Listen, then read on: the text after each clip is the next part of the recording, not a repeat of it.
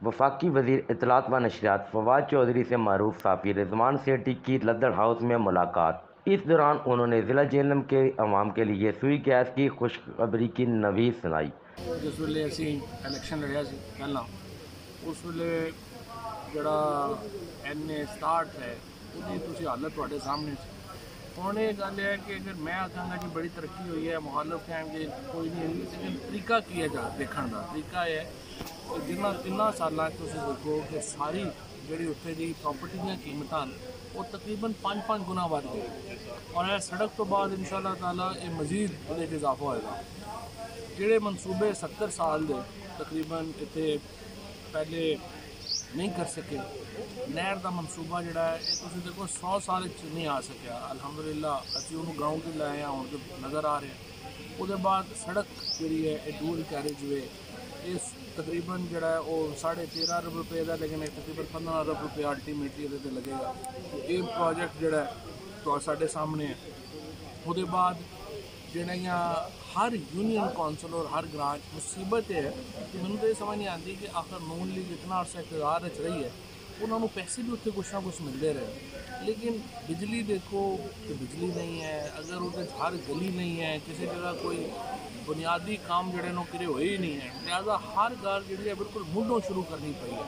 हर पहली इट जी है वो आपे लानी पई है, जिसकी वजह जो कुछ वक्त लगा है, लेकिन हुण अलहमदुलिल्लाह सारे मनसूबे जोड़े वो आ गए और इंशाअल्लाह अगले 5 साल जोड़े उन्होंने देखोगे कि ये असी इस साडा जोड़े इलाके ने इंशाअल्लाह इस्लामाबाद के बराबर होने।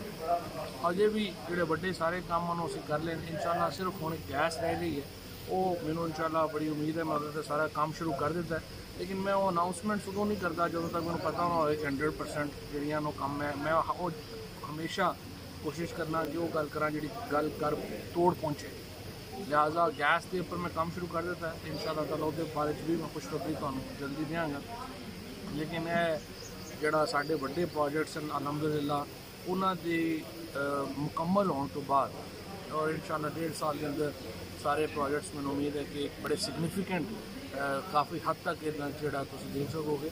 उसके बाद तुम देखोगे कि साढ़े इतने आम आदमी उसकी हालत ही बदल जाएगी और अगे फिर असी इंशाअल्लाह ताला बाकी भी जोड़े मसाइल हैं उन्होंने लैके अगे बढ़ांगे। नून लीग के इतने वैसे इंतशार का शिकार है, उन्होंने तो पता ही नहीं लग रहा। एक दिन कोई बंदा पिंडी तोड़ता है कहना मैं कैंडीडेट हाँ, दूसरा जोड़ा उठता वो दूसरा कैंडीडेट आ जाता है, फिर तीसरा बंदा दुबई तो वापस आता वो कहता मैं कैंडीडेट हो गया। वो तो एवं ही मेरा ख्याल इस वे चूं चूं का मुरब्बा बनया पाया। साढ़े जोड़े सारे मुखालफीन हैं वो इस वे समझो कि एक जोड़ा ना कुकड़ियां के डरबे जिवें कुकड़ियां लड़ रही हैं आपस में, सारे लड़ रहे इन्होंने इंज लड़ता रहना।